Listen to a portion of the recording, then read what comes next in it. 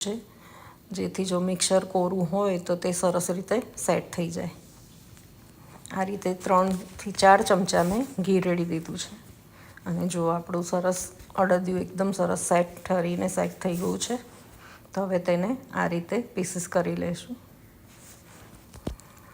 તમે ઈચ્છો એ મુજબના નાના મોટા પીસીસ કરી અને ભગવાનના ભોગ માટે તૈયાર છે આપણું અડદિયું. 1 થી સવા વાડકી ઘીનો ઉપયોગ થયો છે આમાં.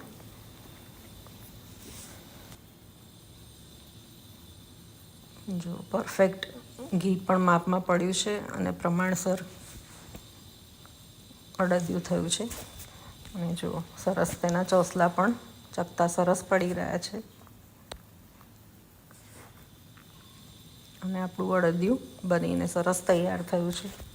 તો તમે પણ જરૂરથી